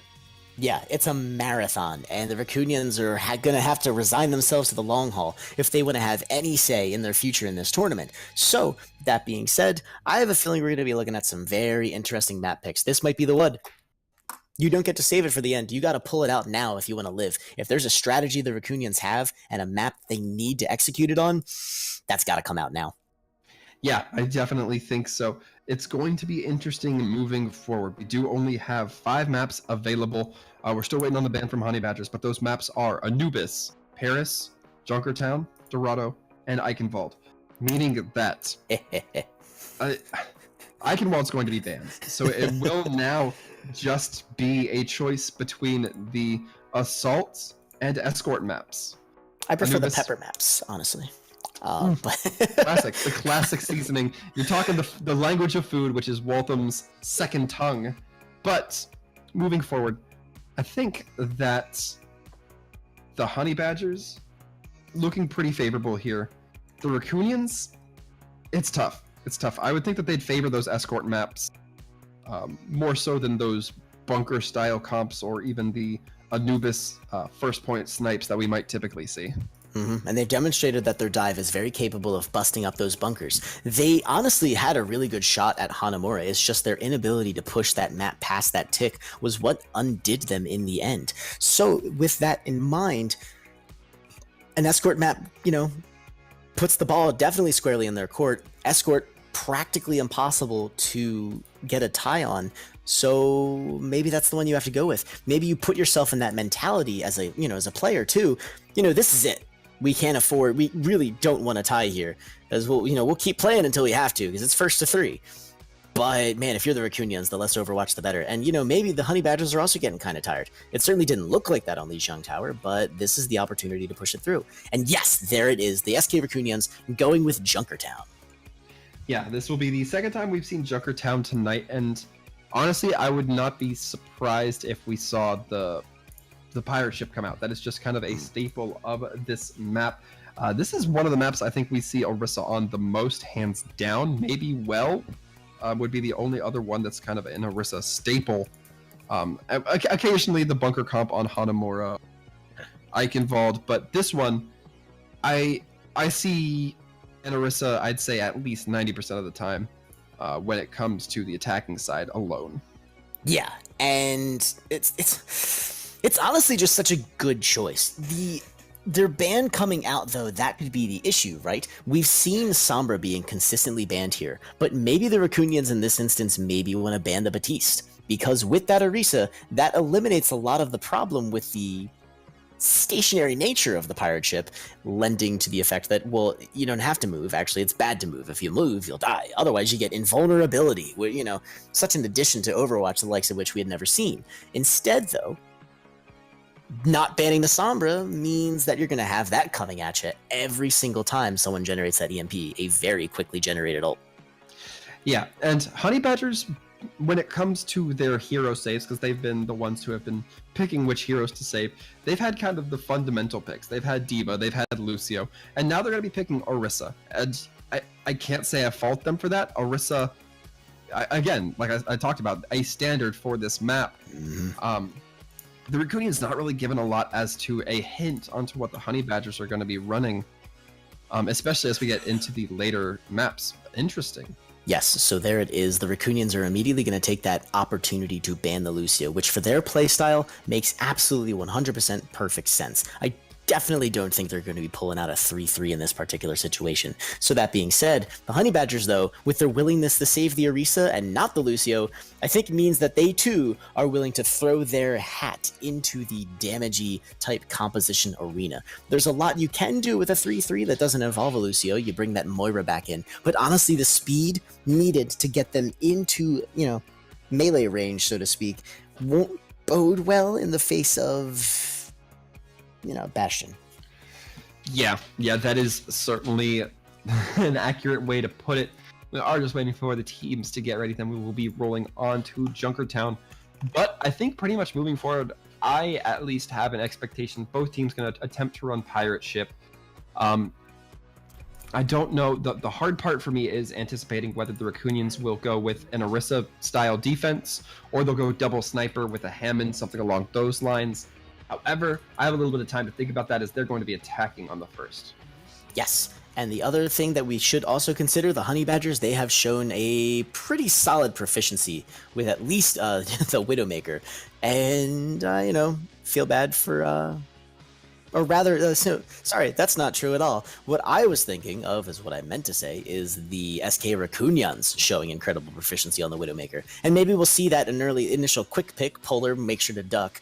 But in that particular instance, we could be seeing a bit of the sniper duel action. We didn't really get it on Lijiang Tower, popular place for the Widow on Widow action. But in this particular instance, this is pretty much a recipe for a showdown, so to speak, in the land down under. And baby, at least on defense, we're going to be seeing it. Yeah, and I'm not entirely determined that what we're seeing on attack is going to be official, but Barletta Magnifique on the pulled pork ball and chain halt hog combo. Overall, one of the classics, getting the thumbs up from Magnifique. Like to see it. They know what's going on, and G-Man and Polar as well going to be able to have a lot of sightlines to kind of lock down. Of course, Nocturnal going to be serving as the D.Va kind of secondary defensive tank. Mordred there mostly to heal up Barletta and give the damage boost to G-Man and Polar. Yeah, I love me some pulled pork. It's pretty much amazing. The strategy in Overwatch 2 is super awesome. So there it is, Jack. Going to be setting up on the cart. No Bastion to speak of. Instead, it's going to be Inferno going in there. But there it is. G-Man immediately wins the Widow duel. That's a res for Vintage. Kind of like like a res of shame, so to speak. That Mercy has to toss that out so early into the fight. And it actually looks like they're going to be not getting much out of the pulled pork initially. They're going to have to retreat and get some cover as everyone jockeys for position to try and get some kind of damage in. Yeah, very interesting that the Bastion's not being run. That opening might be big for the side of the Rakunyans, though. Yep, and again, that's going to get the res, but now, major angle set up by Vintage, who picks off G-Man immediately. Rakuna also finds his sniper counterpart, massive for the SK Rakunyans, who may now start their push practically unimpeded.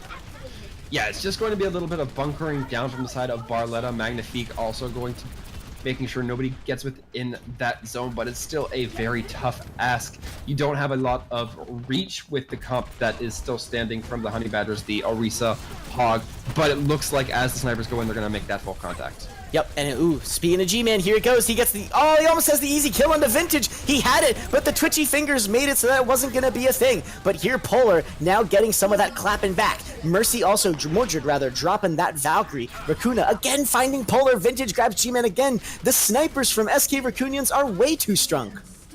Ooh, and Vintage just performing absolutely perfectly there. And really, Wow. one thing, if you didn't catch it at home, Jack and Vintage cooperating perfectly. Jack actually using the mini grab to pull members out of the range of Barletta's barrier shield, and Vintage just landing the headshot onto Magnifique, then absolutely doing some cleanup. That is some very solid widow play. Rakunyans snipers definitely looking up the snuff here. Yeah, don't forget to grab your MVP vote, maybe, but wait for the end of the match because the Honey Badgers are not done yet. Magnifique, however, takes a big shot to the head. That's a lot of nasty dimes, but ultimately that's just going to be a little bit of that ult fuel for Mordred. Then here we go, the rest Vintage has sights. This is going to be a rough fight to win for the Honey Badgers. Ooh, the Diva Bomb comes out though, it grabs nothing. Magnifique is going to DMAC Infernal. So now you have a situation where the Honey Badgers could possibly start to stabilize, but Infernal says no. They're going to beat the snot out of Polar with their fisticuffs. This is a civilized society. Yeah, absolutely, and the kills just starting to flow now. Rakuna getting some pretty decent Hanzo shots, however, the kill on the Vintage might be the sigh of relief that Honey Badgers are looking for, and it's actually not going to be. They're not looking like they're gonna be holding this for too long. Yeah, but Magnifique gets a bit of that stomp there. It does mean that Honey Badger's gonna be inclined to switch. We're gonna see Barletta onto this Winston, and this kind of makes sense. The sniper's not as good when you have these tight, curved hallways that we see in the third point, as we're going to be seeing the Rakunyans get onto the second cap. Not a lot of ults going to be online because of the swaps from the Honey Badgers. A few online from the Rakunyans. Not sure if they're looking like they're going to switch. Rakuna does have that dragon. I imagine they'll at least fire it out. Yep, and so here we go. It looks like the Rakunyans are going to be sticking with this particular composition, and I don't necessarily disagree with that. With the way they've been performing, if you're popping off, you got to stick with it. So there you go. Infernal getting dropped a little low. They're going to have to, Nocturnal rather, they're going to have to retreat a little. Infernal also looking low, but here comes the Dragons right down the line of the point. The bomb goes in, that grabs no one. Discord now, Polar. Polar again looking very low, but G-Man starting to build that charge necessary to get that grab. Meanwhile, the Arista Force Supercharger goes down. Infernal, however, going to get focused down by Barletta, who rips it apart, but Vintage also gets the DMAC onto Nocturnal. Yeah, a key thing to remember here is that there are a lot of nooks and crannies to hide from the signs of snipers. A big nano going to be going on, at least it would be if it did not land up to Milo. Going to be a little bit painful. Polar absolutely going to be swinging for the fence and cleaning up, but I'm anticipating some switches coming through now from the offensive side. Rakuna already 60% to another dragon though. Not performing too poorly on that Hanzo. Interesting. Incipient's going to be the only switch we see so far. They're dropping onto the Ana. Now Jack still on the Orisa. They'll definitely have their work cut out for them getting everyone back onto that payload. It's gonna be very reliant on Rakuna and Vintage to bust down those shields and make it so the damage is there and the picks are ready. Yeah, will be tough though. There are quite a number of ults they have to go up against. The Diva Bomb, the Rally, the sleep going on to G-Man might be a solid opening, but it's going to be the side of Barletta who's coming in to bail him out. Oh wow, the trans actually gets popped early into the fight as they want to make sure that G-Man stays alive, and it actually kind of works out for them. Barletta finds Incipient, Jack goes down pretty quickly. After a solid 2 points from the Rakunyans, this might be the arena where they really want to switch off. In this particular situation, you don't really necessarily need a Lucio to engage, you're already right there. Yeah, absolutely true. You don't have to worry about speed boost if you step out of spawn and you're immediately on the point. Therefore, a lot of ult's going to be coming through from the Rakunyans. As we've seen with the Rakunyans and the Honey Badgers, it's going to devolve into a 3-3 style game here. And right now, the Rakunyans definitely behind an ult charge. Wow, we've seen this before. Holy moly, that Diva Bomb. It drops the Rakunyans very low. It's just pretty much ripe for the taking. The kills that is Infernal DMAX starts it. Incipient Jack Rakuna follow, and now it's time for some staggers if they can get them. But I think nope, Milo won't be able to get back in thanks to some creative whapping from Barletta's Primal Rage. Yeah, and now it will just be Polar with that ult up, but things still not looking too charged up for the Rakunyans. Going to be about 4 ults. Coming close to being online, but Jack's gonna be taking a little cat nap while that happens.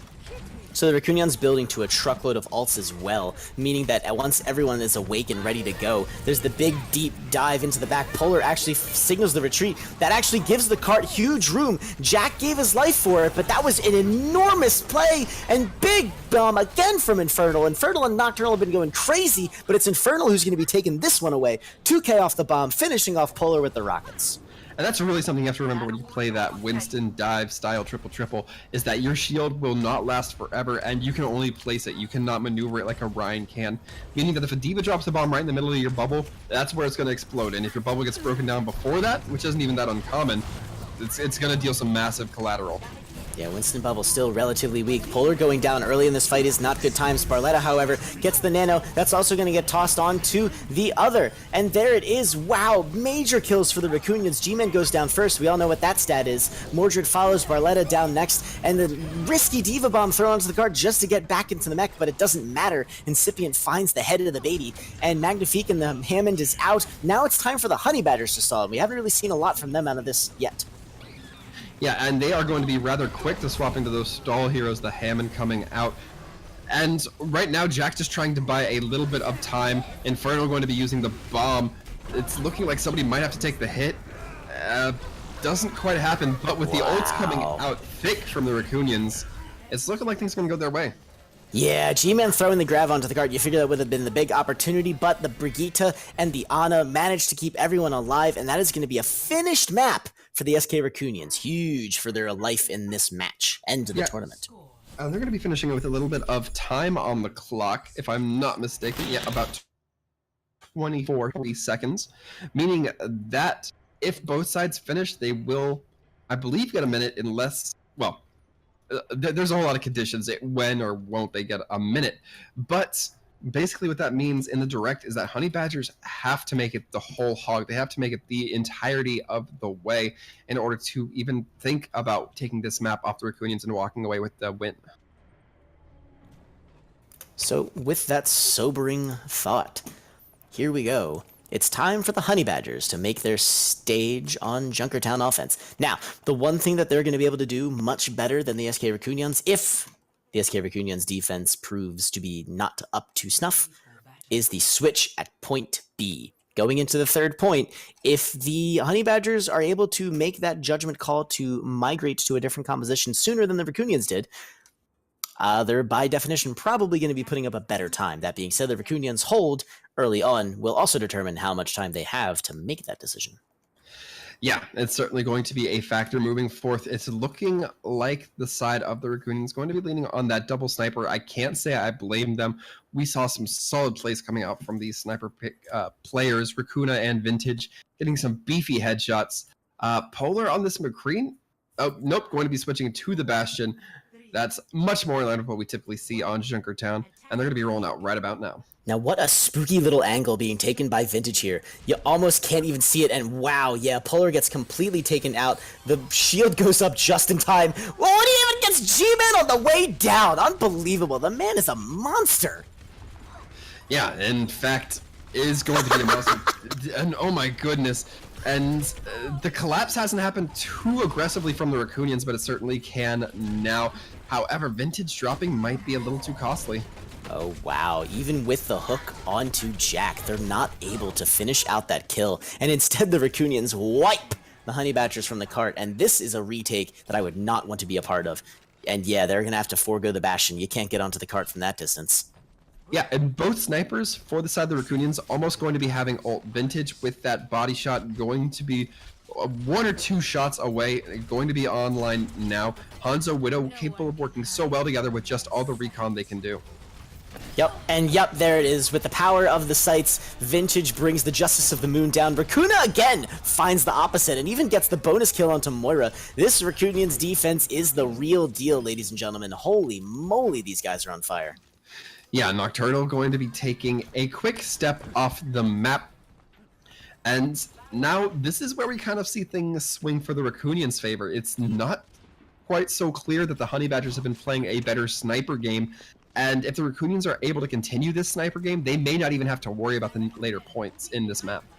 Yep, and so here we go. They're starting to take the field. They're trying to take advantage of as much cover as possible, and who can blame them? Vintage is on fire, but Polar's tree trunk arrows managed to find him, and now it's time for the Honey Badgers to make it happen. The res does come in, and that's a very dangerous position because that means that, oh, there it is. Inferno gets the demeched by G-Man, who is starting to come into his own, but Rakuna finds Polar again, this time with a sonic arrow. Oh, the humiliation.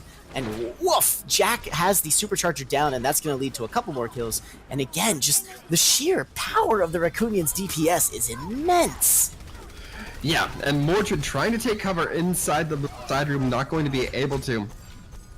Getting sectioned off from the rest of their team going to be crucial, as will that kill onto Incipient. Incipient going to have a, well, not a long walk back anymore, but the snipers on the side of the Rakunyans still looking good. However, going to be not looking as advantaged in their ults. Polar and G-Man going to both be having them online. In fact, a number of ults online for the side of the Honey Badgers. 4, in fact, if you count the Widow sites going on right now. So there it is, massive kills going in, the bomb is out. It's not going to be the deaths that anyone wanted, at least not if you're a Honey Badger. Infernal finds G-Man, they get the res, but Nocturnal's very dead and out of this fight. Barletta goes down. This is only going to be giving ult charge to the Rakunyans, who have stayed alive just long enough to die. Yeah, it's always so unfortunate when you see a Mercy get a really risky res off successfully, and then the team fight's still lost, so they end up just feeding that health pool to the enemy's ult percentages. Speaking of which, Rakuna going to be looking pretty good, as well as Polar for those Dragon Strikes. Barletta going to be able to amp some damage moving forward, but not sure it's going to be able to overcome the Transcendence from Incipient. So, you know what we talked about earlier with regards to the Honey Badger switching compositions as Rakuna picks up yet another 2K with his dragons. Honey Badgers in this instant, I think they needed to switch their composition maybe 2 minutes ago.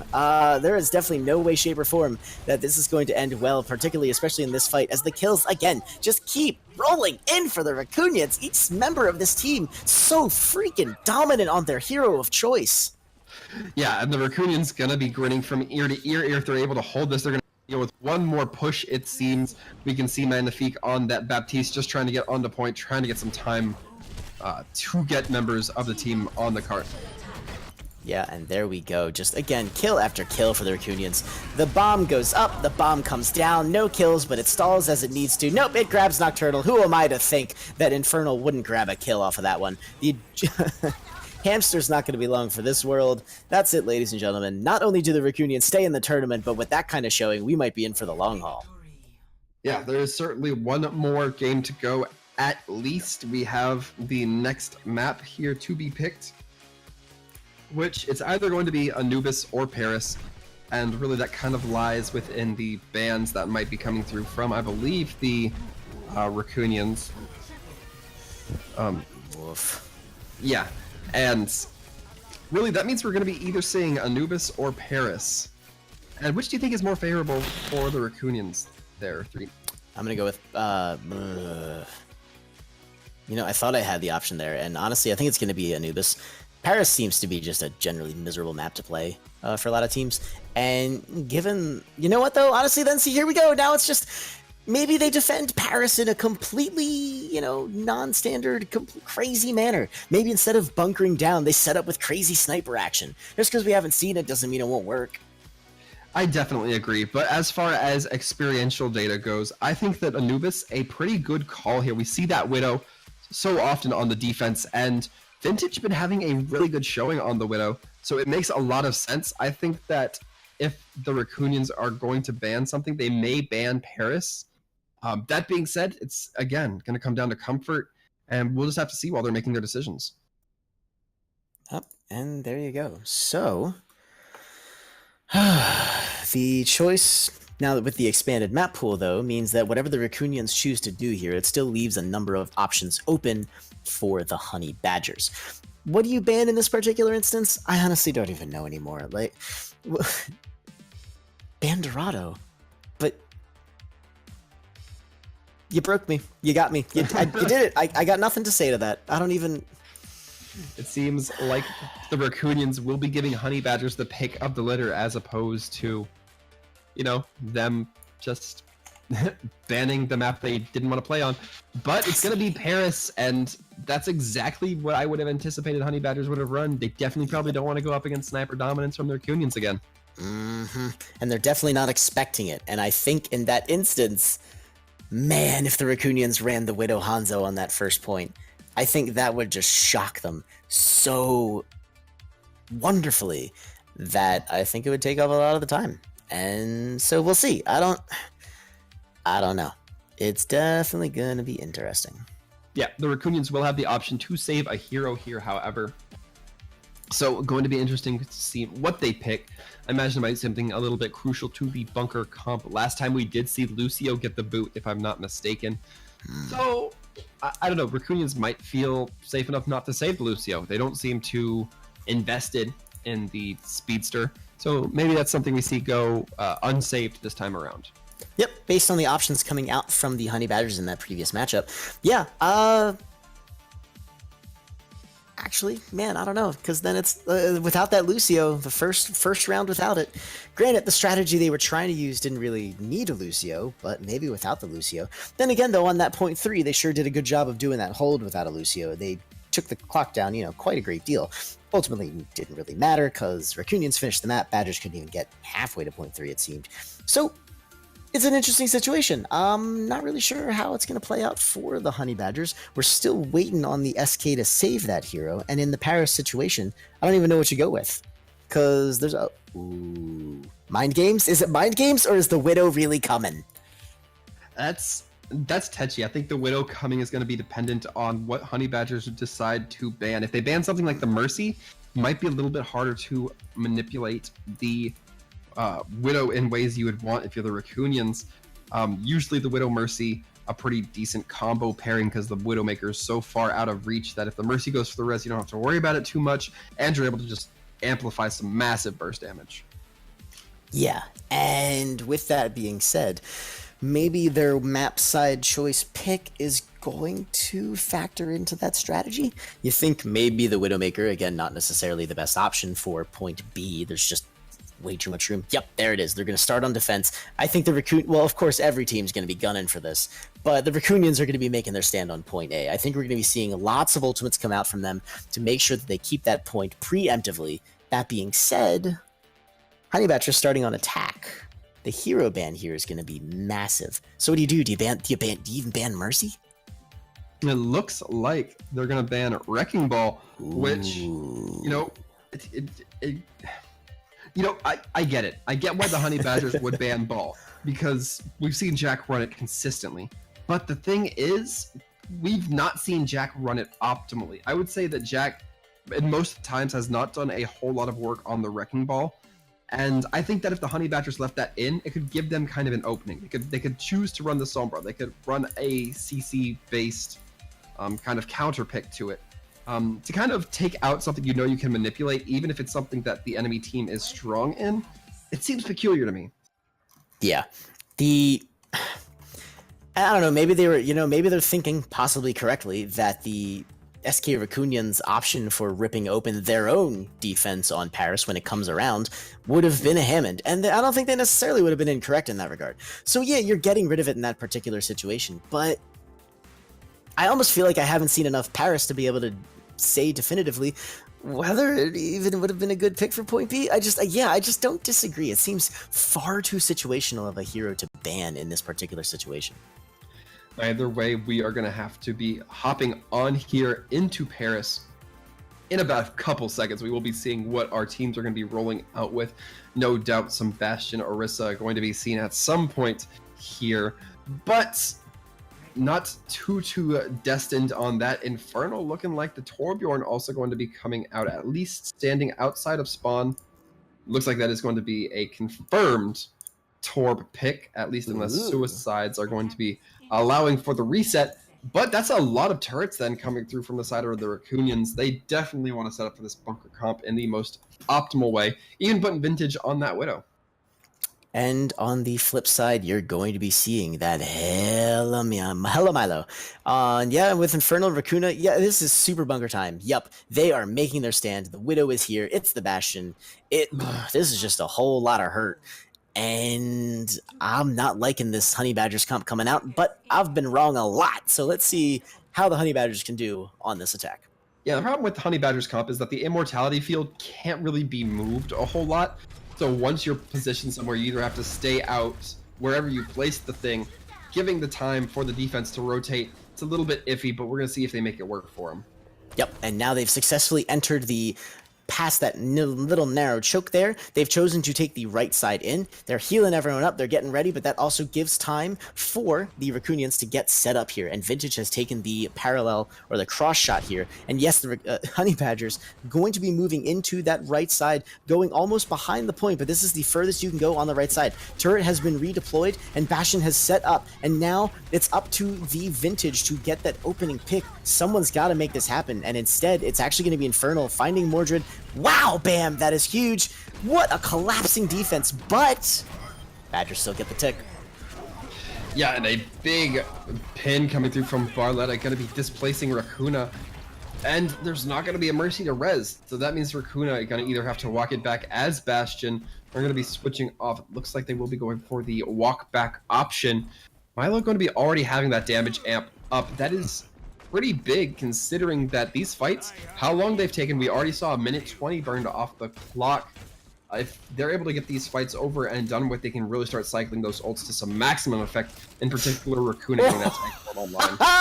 Love seeing that come off of the Orisa halt. And Vintage does find Mordred, and that's a Discord they're going to really wish that they had for this fight. Not that the Immortality Field makes that any less of a pain in the butt, as both of them get deployed and destroyed. Infernal, though, finds Barletto despite that coming through. And yes, Infernal racking up kills like it is their job. Torbjorn is back in action out of retirement. Vintage also doing some dirty, nasty work on Nocturnal. Kills, again, just coming in massively for the SK Rakunyans. Looking very strong. Yeah, interestingly, I didn't even see Infernal use his Molten Core, the nacho cheese, as they call it. But there you go. Apparently, the ult will be set down to the low percentages. And speaking of which, there are going to be a lot of ults online for the side of the Rakunyans. That is only going to favor them, especially if Barletta is going to have some trouble rotating, getting in shatter range. And we're going to see the Matrix come online. A little bit of a spooky situation. Yeah, spooky placement here. Not really sure I super dig it. Didn't really get them the kills they needed, but the halt certainly does. They find Mordred yet again. The Immortality Field down. That's not going to be saving anyone else. Magnifique again. Head popped right open by Vintage. Ugh.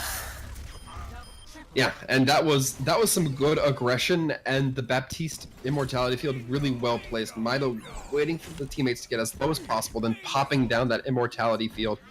And there's not going to be a whole lot that can be countered on these, or that can counter this on the side of the Honey Badgers. The grab going to be online, but this is a comp that feels pretty alright being locked down anyway. Polar going to be having the damage amplification, but there's not a lot to shoot through it.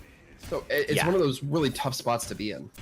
Super crazy times. And yeah, they're going for another right side push. This time G-Man has the grab, so this could be a pretty big, excellent super situation for them. However, they're going to be going right by the shield. Does not get broken. Barletta manages to keep it up. He's going to have to get that regenerated for this fight, though, as the Nacho Cheese comes out pretty hardcore style. The superchargers down. The Diva Bomb comes out just to get that mech back. They finally got the grab in, but Incipient is there with the trance, and the damage is huge. Barletta goes down. Infernal gets more. The SK Rakunyans, despite giving up a tick and a bit, they're wiping the Badgers off the point.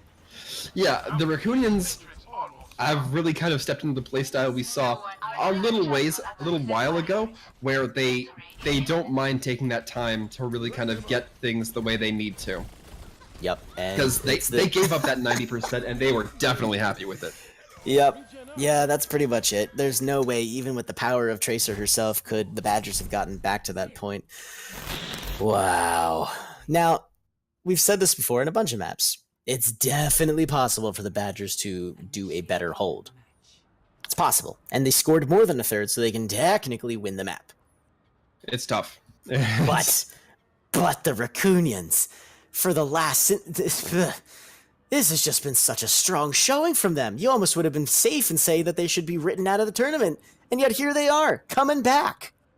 Yeah, the Rakunyans definitely looking to be very scrappy as the animal of a similar name. And really, right now, they are clawing and biting for their chance here. And it's showing. I think that they're going to be anticipating the similar comp, the Bastion bunker style, coming through from the side of...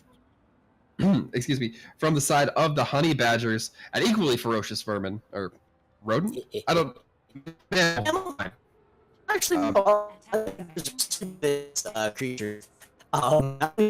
Yeah, they found definitely has a bug to it. Apparently, here is that we actually teams to be but just going over is the massive coming out from the Ethereum.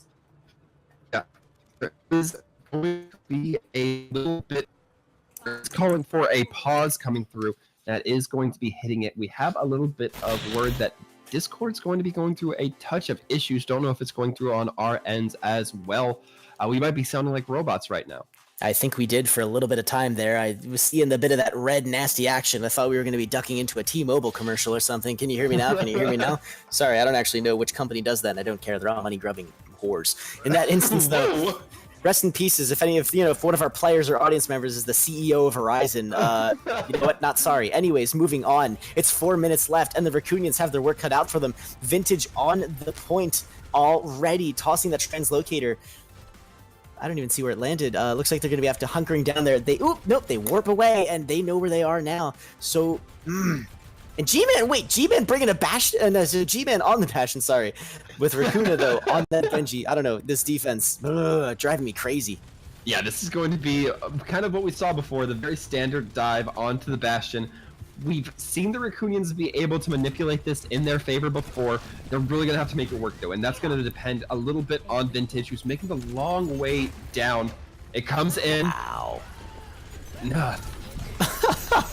That was so surgical from Polar. Rakuna dives in right in time with the Diva and the Winston, and Polar just obliterates him. Yeah, it is a very tough spot. We're going to be seeing that it will not have gone Rakunyans' way for this first push, and that is unfortunate. That was a minute-long push. Magnifique going to be having that damage amplification field up as well, making this next push only that much harder should they use it, and I anticipate they will. That Baptiste ult comes up relatively fast, and there's not a lot to contest on the Rakunyan side. Yeah, so in instances, again, Vintage is going to be setting up their translocator. They're going to be going for a very direct hold. Here's the issue. You can't hack a shield because it's Orissa's shield. She drops it every 6 seconds whether you want to or not, and it's just going to have to happen. Meanwhile, G-Man Polar again with these mines going crazy. If Vintage is the man with the Widowmaker plan, then Polar is their match. And Infernal, however, going to be doing a fantastic job here, forcing them to come onto the point. They're actually going to get a little bit of that Hulk kill. It's going to pull them off a little bit, more of like the disruption, so to speak, with Vintage. 13% and counting away from that EMP. Yeah, I got a bone to pick with the side of the Rakunyans. I can forgive landing into the Junkrat trap once, but the twice seems a little bit repetitive. You'd like to think that they can learn from their mistakes in that situation. Jack, I believe, was the one who got trapped both times, and then once one of the members is dead, Polar able to just absolutely throw more and more damage in. Yeah, now once again, Vintage seems to be having them running scared as bullets flying every which direction except for where Vintage actually is. So I think we might be seeing some of that funny time action. Here they are. They've set up their translocator. Are they going to go to the point or are they going to drop the EMP? Whatever it is, the Rakunyans are definitely waiting, but here it is. They fall for it again. Rakuna drops right on top of it and the wheel murders too. G-Man goes down. Rakuna gets all the shame points. Yeah, that was about to look very good because we actually saw Vintage initiate with not the EMP but the hack onto the Bastion, and if that had been an EMP, then maybe it would have gone differently, but at the same time they didn't blow that EMP on a failed push. They definitely waited it out, definitely wanted to see if they could get any ults for it, and I believe they did. I believe they got the Valk. Yes, and the Rakunyans have also, by the way, correctly identified their win condition. Wait for the big 6, make it happen. There goes the big EMP, but not before G-Man and the Morley Project comes out. Big 2 coming out from Nocturnal. Infernal claps back with some of their own, and the ultimates from the Rakunyans are just way too strong. Yeah, it certainly will be the hack on to Nocturnal. Going to be buying a little bit of time, and speaking of buying time, no far way. out of there, just trying to get on way. the point. It's recoverable. It's recoverable right now from the side of Honey Badgers. They just need to get onto the point quickly. Unbelievable. The Honey Badgers have fended off every member so far, and now it's going to be them coming back. Rakuna running back in. The wheel. Here it comes. It's there. It gets Infernal. Jack has gone down as well. This is unbelievable. The Rakunyans had it on a silver platter. They can't get back. Well, that is...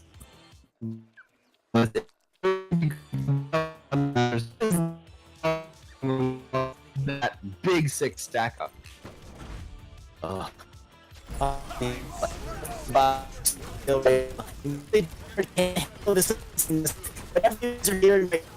probably just wasn't screaming. That was an unbelievable defense from the Honey Badgers. Really solid, fantastic work. Yeah, work. I think both these teams play really well. Absolutely dependent. I've been not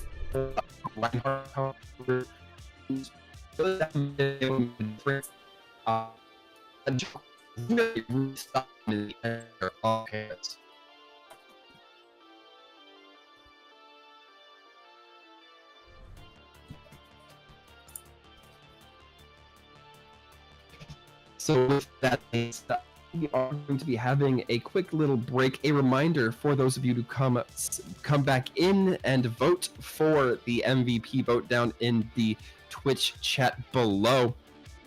So our interviewee that will be a Nocturnal, but we are just going to be waiting a few minutes. Team's going to be recollecting, letting themselves kind of get together as well. Threepwood going to be having a little bit of a disconnect issue. Discord going to be dying. So it actually turns out that there will be no interviews. We don't want to, misrepresent the players that be coming in here, making them sound like robots. We don't want anybody to get called a bot in here, guys. Come on. Yeah. we don't need that. We got it. Now, just before we run out of time, we're gonna send this off super quick so you can hear us. This has been Threepwood007. You can grab me on Twitch or Twitter at Threepwood007. And I don't think we'll be throwing it that quick, Threep. We do still have to wait for the MVP vote. You're 1 for 2 today. It's I'm just saying. I don't want you to sound like a robot, my dude. I get it. I mean, ask anybody in my games; they'll definitely say I'm a bot. But I'm used to it. I'm immune. I wish I was as good as a bot. We'll just be waiting it out until our producer tells us, what the deal is, if we're going to be having the interview, what the sitch is, if I'm going to be quoting Kim Possible. If we're going to be having an interview, as well as who our MVP player is, definitely want to show that respect to all these players. It was a long match. I would personally feel a little disappointed if we didn't get out who the best player of this almost 2-hour match was. I'm definitely curious to hear viewers' choice. Yeah, honestly, there were just so many top tier players in the game so far. It was really a solid showing from both teams. I want to say, if that had gone to another match, as late as it is, this definitely would have been the longest game I've ever casted. And you know what? It's just honestly unfreaking believable, and it would have been an absolute joy to watch these teams go at it again. Yeah, it definitely would have been. And, I mean, we would have seen Busan be the final map, and that would have only been 1 round, so it would have been long, but it would not have been excruciatingly long. But we're going to go ahead and cut the cord here as it is. We'll go ahead and drop our MVP vote. And on the side of Honey Badgers, the MVP vote is going to be going to Mordred. So Mordred, much congratulations. Congratulations to the Honey Badgers, to the Rakunyans. Best of luck. Thank you for participating. We hope to see you next month. And from those of us here at the Overwatch Watchers Brawl, I say thank you for your casting pleasure. I've been Sir Waltham. You can catch me on Twitter, Sir Waltham Gaming, on Twitch, Sir Waltham. And it's still Threepwood007. You know where to find me, ladies and gentlemen. Fantastic. And for those of you at home, we wish you a great night and stay safe out there.